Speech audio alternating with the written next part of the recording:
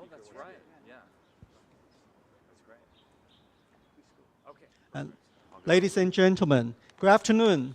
Welcome to the press event for the U.S. bipartisan congressional delegation led by Chairman Mike Gallagher of the House Select Committee on the strategic competition between the United States and the Chinese Communist Party. First, please allow me to introduce our distinguished guest, Minister of Foreign Affairs, Dr. Joseph Wu, Representative Mike Gallagher, Chairman of the House Select Committee on the CCP, Representative Raja Krishnamurthy, Ranking Member of the House Select Committee, Representative John Mulenar, Representative Seth Morton, Representative Dusty Johnson. And in the beginning, I would like to invite Minister Wu to address the audience. Oh, me? Perfect. Hey. I didn't realize that I have to say anything, but I want to welcome the distinguished member of the Select Committee to come to Taiwan. As we know very well, Taiwan has been under tremendous military, economic, and also hybrid coercion by the PRC. And therefore, for us, China or the PRC is a prime issue for us. And the committee led by Chairman Mike Gallagher has been a tremendous supporter of Taiwan. And we would like to welcome them to Taiwan to speak about our bilateral relations with the United States, to speak about the regional situation, and most important of all, we want them to tell us how Taiwan and the United States are going to work closer with each other in order for us to be able to deal with the coercion presented by the PRC. And on behalf of the Ministry of Foreign Affairs, I would like to extend my most sincere welcome to the members of this Select Committee. And now, let me invite the chairperson. Thank you. Appreciate it. Thank you so much. It's truly an honor to be here today, and this is my second trip to Taiwan. It's the ranking member's second trip to Taiwan. Slightly less fanfare traveling with me than with the Speaker of the House, Pelosi, at the time. Seth has been here. This is his second trip. We have two that are coming for their first time, but it's an amazing, amazing place. And I was eager to come back and look forward to many return journeys in the future. We had a fantastic meeting with President Tsai. She's been a remarkable friend and partner, and really a partner of this committee, because one of the biggest and first things we did was welcome President Tsai at the Reagan Library in the United States for a day that really set the tone for our entire committee's work, and what a historic and remarkable presidency she has had. We also had a great meeting with President-elect William Lai, and we're very excited about just the opportunity to continue to deepen the partnership between the United States and Taiwan, and very confident that that will happen in the future. What you're seeing here today is a group of legislators, Democrats and Republicans, here on, I think, fundamentally a mission of peace, thinking through what we can do to enhance peace and stability across the Taiwan Strait. And the closer that we interact, legislators in America, legislators in Taiwan, I think the better chance we have at preserving the peace.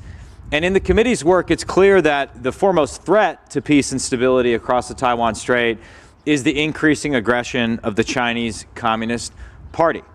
That is the mission we've been tasked with, is understanding that threat and figuring out ways we can, in bipartisan fashion in the United States, combat it in pursuit of peace. And one of the things I said in the very first hearing we ever did, I drew attention to something that an obscure Chinese academic wrote in 1991 in a book called America Against America. This was a critique of the nihilism and internal conflict he found at the heart of American society. These days, that academic is one of the most powerful men in the world, and his name is Wang Huning. He's a member of the 7-person Politburo Standing Committee, which is the highest governing body within the CCP. It occurs to me, after a year of doing this with my friends, that America Against America also describes the strategy that Wang, that Xi Jinping, and the CCP have pursued in the years since, in America, in Taiwan, and around the world, a strategy of pitting people against each other to undermine our countries and our resolve. It's also the strategy they pursue on the international stage. Divide and conquer. Divide countries, divide allies, divide partners, divide the free world. But being here today, I am extremely confident that that strategy is failing. Standing here together, we are evidence of that failure. Democrats and Republican, blues and greens, the people of Taiwan and the people of America united against authoritarian aggression. There's a saying, dictatorships like that, which we see in China, are much like ducks. On the surface, they appear calm and steady, but underneath, out of view, there's a lot of chaos. In contrast, thriving democracies are like the ocean.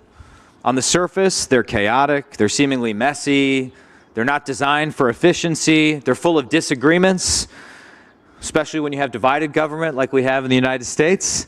But underneath those choppy waves, they are calm, they are strong, and they are unbeatable. Free people don't need a dictator to tell them what to think. They know the truth.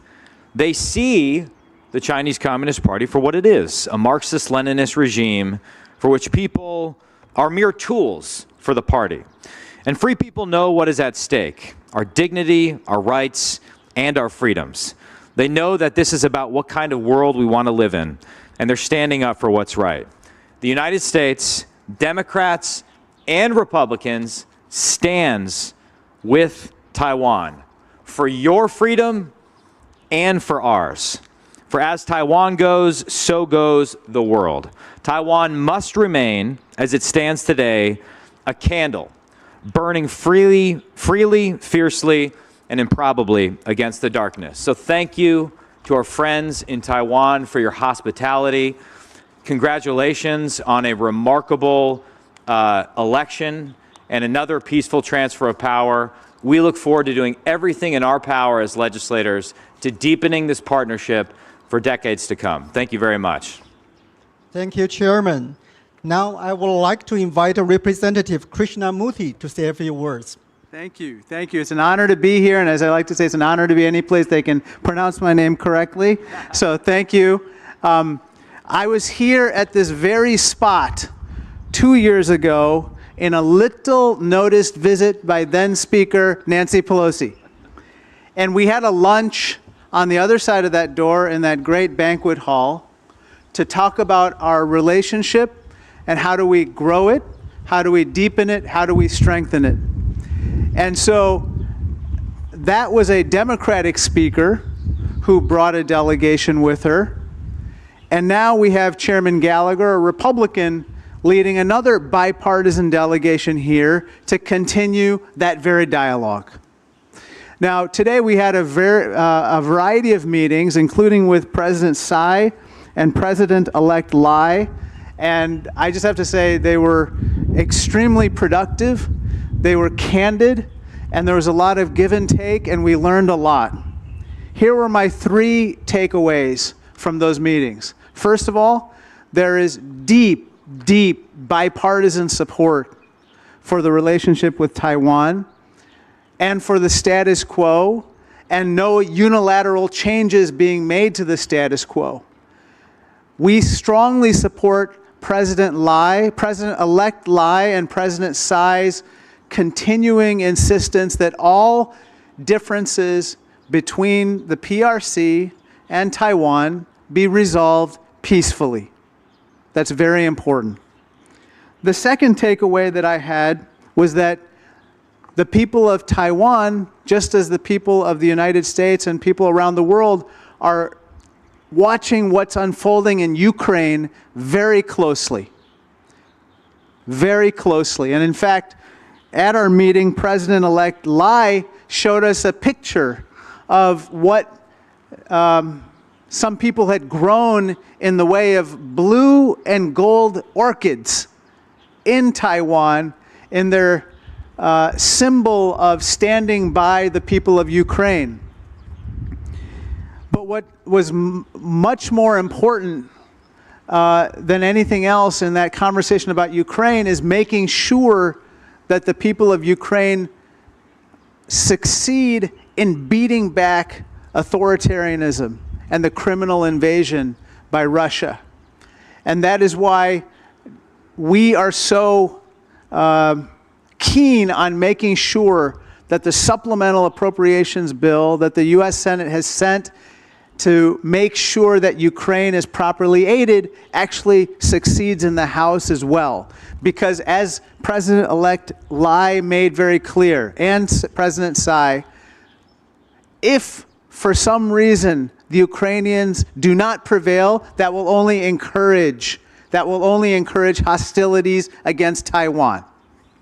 The third takeaway is that same supplemental package has important resources for the Indo-Pacific region. And again, all the people that we talked about said it was so important for us to continue to invest in the Indo-Pacific defenses and making sure that we deter and we discourage any hostilities.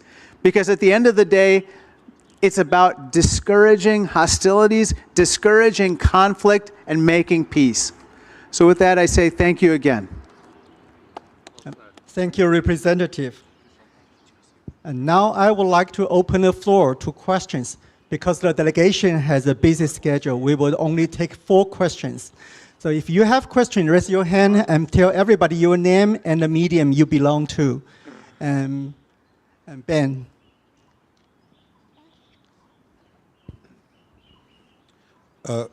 Thank you. I'm Ben Blanchard from Reuters. Chairman Gallagher, we've seen over the last couple of weeks, former President Trump has expressed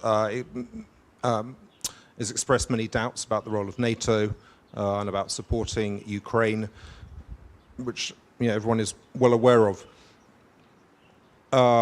If President Trump wins re-election at the end of this year, do you think that these comments about NATO and about Ukraine are a worrying sign of support for continued support for Taiwan? Do you believe that under a Trump administration that there would be continued support for Taiwan, or might there be a rollback of support? Thank you. Well, I'm very confident that support for Taiwan will continue regardless of who occupies the White House, in large part because of what you're seeing here today. I actually think support for Taiwan in the United States Congress, which is supposed to be the dominant branch of our government. Article 1 is where most of the power constitutionally lies in our republic. I see growing and extremely strong support for Taiwan. And if you look at the work of our committee over the last year, the first report we released, the first major bipartisan thing we did, was a set of recommendations called 10 for Taiwan, which passed unanimously out of our committee. And then we turned about 7 out of those 10 into legislative reality via the National Defense Authorization Act. So I'm confident, regardless of how the presidential election goes, that we will maintain our support not only for Taiwan, but also a posture of internationalism and engagement. I think we all recognize that for America to succeed, we need to have allies and partners, and we need to look for ways to deepen those relationships, particularly as we look to reset simultaneously our economic relationship with China and reduce our dependency on China for critical goods. The only way that works is if we intensify simultaneously our economic and technological partnerships with places like Taiwan. And there, I think we still have a lot to do. We've passed the double taxation agreement in the House in a tax bill. It needs to pass the Senate. I would personally be in favor of exploring a free trade agreement with Taiwan. There's all sorts of ways where we can revitalize that economic proactive agenda. And I think it's up to Congress to step up. So that, I'll say one final note on this, and I understand why the presidential election occupies such a big place and is a source of media speculation. We've had kind of a debate in the last few months about certain things like, what are the guardrails we should put on American investment in China? Should we adopt a stricter set of guardrails? And we get a lot of pushback from Wall Street and people in corporate America. But something I say to them is that it's actually better for Congress to step up and legislate a solution to this, even if you may disagree with it or maybe a little bit more strict than you would have come up with.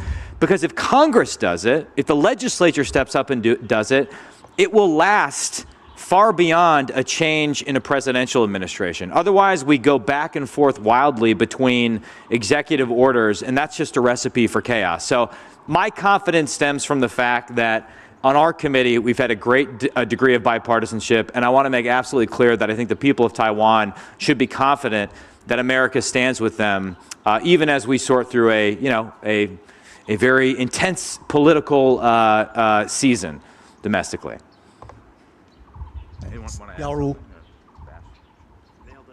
My name is Charlotte Young, and I'm with Liberty Times in Taiwan. And my question is for Mr. Gallagher. Oh, there you are. Sorry. We're seeing China's expansion in the Indo-Pacific region during countries with diplomatic ties with Taiwan. More recently, Nauru and possibly Tuvalu. What's U.S. response strategy, and how would you interpret such actions from China? Thank you. Great question. I think one thing that's come out of some of the tabletop exercises that we've done on the committee is that not only do we need to get the military investments right in the region, and I think that is the most important thing. We need to ensure that we're delivering on the foreign military sales that you've purchased, that we've approved, but have yet to be delivered. We have a $20 billion backlog. That's probably the biggest thing we can do to deter China and reduce its aggression. But we also need a coordinated economic strategy with our allies and partners, so we're not making up a response when China does something that could be labeled economic warfare. We're not trying to improvise what the sanctions response is. And so doing a lot more thinking with Taiwan, with some of our treaty allies in the region about a coordinated allied framework to resist CCP economic coercion, I think is the direction we need to go. You mentioned Nauru. I think it's fair to say, and Mr. Moulton actually, we were talking about this earlier, he just returned, he was in Japan before this. It's critical that American legislators get to the region and express support, particularly in areas where we tend not to pay as much attention to. For example, right now in the United States, we're having a debate about renewing and appropriating money for the compact and free association states in the region. Absolutely critical that we do things like that. Developing expertise in countries like the Philippines, deep regional expertise, Indonesia, area where we know we're just going to have to stay engaged. It's my experience that that attention goes a long way, and we just have to show up. We have to be here in the region, constantly signaling to our friends that we stand with them, and constantly signaling to our enemies that we won't stand by as they pursue the route of aggression. Thank you, Chairman. Eric. Hello, this is Eric from CNN. Welcome to Taiwan. And I basically have a follow-up question to what Ben asked earlier. So over the last few months, obviously there have been growing debates in the United States about continuing to fund Ukraine in its war in its defense against Russia's invasion. What would be your message of reassurance to the Taiwanese people that they shouldn't be concerned about potential U.S. commitments toward Taiwan, given the internal divisions over Ukraine? Thank you. Well, what is it that Winston Churchill said about America? We can always be counted on to do the right thing after we've exhausted all the other alternatives. So just give us some time to exhaust the alternatives, and we'll eventually get there. But at least I'll speak for myself. I think it's absolutely, and what we've heard today is that the outcome in Ukraine matters not only for Ukraine and American credibility, but for deterrence in the Indo-Pacific, for cross-strait deterrence. And increasingly what I see is a de facto alliance between China and Russia, and to a lesser extent Iran. It's, you could call it an axis of authoritarian powers that is determined to undermine, if not destroy, American global leadership and our entire alliance structure that we've painstakingly built over the last several decades. And so I think it's important that we continue to fund with lethal assistance to Ukrainians, and also use this as a moment where we can revitalize our entire defense industrial base and make a generational investment in restoring our arsenal of deterrence so that we can surge production of and stockpile critical munitions here in the Indo-Pacific before deterrence fails. And that's absolutely critical because unlike Ukraine, Taiwan, as you may have noticed, is an island, and therefore it would be harder to resupply in the event of a conflict. We need to learn the lessons of why deterrence failed in Ukraine, apply them to the Indo-Pacific so that we don't find ourselves having to fight a war. We want peace, and though deterrence is very difficult, war is much more difficult. And so an ounce of deterrence is worth a pound of war, and that's what we're dedicating ourselves to, and I'm confident we'll find a way forward. I think that one of the most interesting things that we found at our hearings that we had recently is that, for instance, Secretary Pompeo, Mike Pompeo, Republican, came out very strongly in favor of this aid for Ukraine. Why? Because he said, if we don't provide this aid to Ukraine, it's going to be viewed as a sign of weakness by our adversaries, making war more likely over Taiwan. Another thing that came out in that hearing is I'll remember this very clearly. A witness said, you can't be tough on China and weak in your support of Ukraine. You can't. You can't be inconsistent. And so that's why I'm telling everybody in good faith on both sides of the aisle, we got to get this done now. Not tomorrow, now. The moment we go back. And it's going to take time once we pass that aid for it to actually get translated into actual equipment and material on the battlefield. And now is a time of desperation in Ukraine. And we cannot flinch in the face of what I think is evil. We have to perform at this moment. Thank you, representatives. So the last question goes to Joe. Hi, Senator. This is Joseph from Central News Agency in Taiwan. First of all, welcome to Taiwan to all the first or second time Congressman. You have mentioned about deterrence, and the last time you visited here in 2023, you expressed concern about the backlog, about the delay of delivery of weapons to Taiwan. And now, exactly a year later, the problem is still there. So is there anything that the U.S. Congress can do to speed up that delivery process amid China's continued expansion? And another side note is that the last time you hear is more secretive. Is there a reason why the last time you visit is more low profile and this time more publicly? Thank you. I was low profile last time. He'll say something and I'll follow up, yeah. On the first part, I think the Biden administration has done a tremendous amount to try to expedite the shipment of arms and articles of self-defense to Taiwan.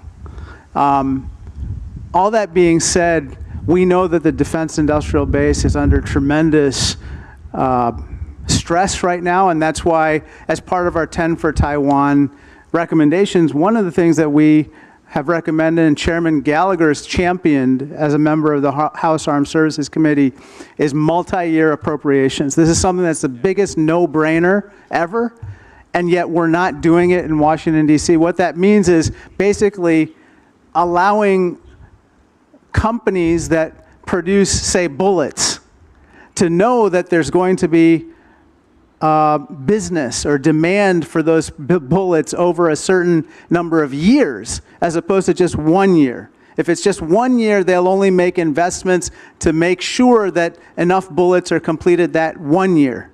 But what we're realizing is that we need it over an extended period of time. So that's the fundamental challenge that we have. But another thing that we talked about is that we should start thinking about what we can co-produce here in Taiwan with regard to those items where perhaps you don't need a lot of intellectual property to be transferred, but you do need industrial capacity to be dedicated to it. So for instance, 155 artillery.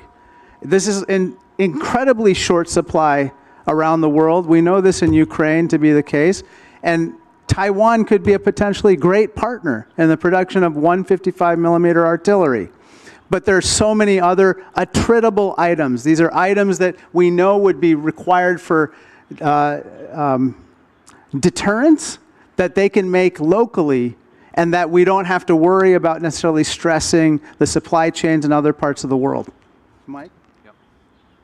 Well, in addition to, well, first of all, the backlog remains a huge problem. And it's something I try and raise at every opportunity. And I think it's a fixable problem, which makes it even more frustrating. Part of it has to do with the way in our system authority over foreign military sales is divided between the State Department and the Defense Department, and then in Congress between the Armed Services Committee and the House Foreign Affairs Committee. It creates jurisdictional issues and oversight issues. But the ranking member is absolutely correct. In my opinion, the single best thing we can do is provide multi-year appropriation for critical munition, which allows these companies to move from minimum sustaining rates of production to maximum production rates and invest in workforce, in facilitization, and everything you need to go to 240 long-range anti-ship missiles a year, and you can list the other systems. One creative option that I've encouraged the administration to pursue is taking the harpoons that we have in our inventory, which we're about to put into deep storage, about 200 of them, we're gonna just kind of put them into deep freeze, reconfiguring them and then allowing them to be delivered in an expedited fashion to Taiwan, as well as something you saw in our report, which was moving Taiwan to the front of the line for priority for the delivery of harpoons. That will require some creative diplomacy with some of our Gulf allies, but I think that's absolutely doable going forward. As for the nature of the visit being more high profile than last time, I mean, I was by myself last time, and so I just, you know, and I think you had a high profile visitor from the Defense Department at the time who stole all of my thunder and got all the news headlines, which was fine.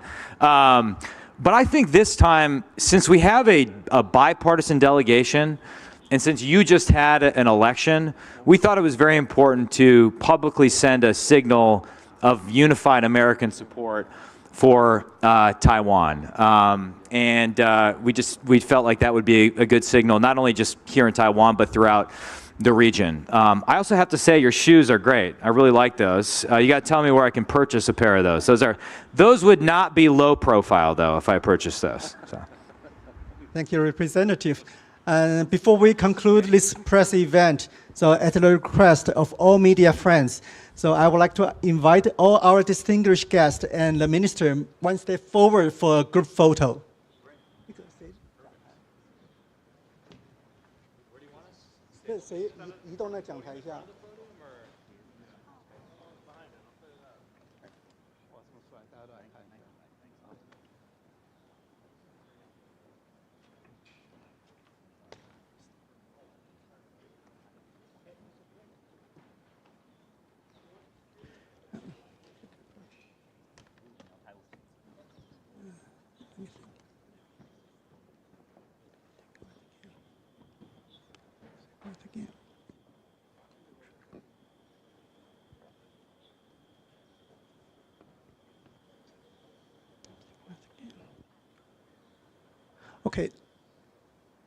Okay, let me thank once again for the delegation for traveling from afar to be with us today. I also like to thank all media friends for attending this event. Thank you very much and wish everyone a good day.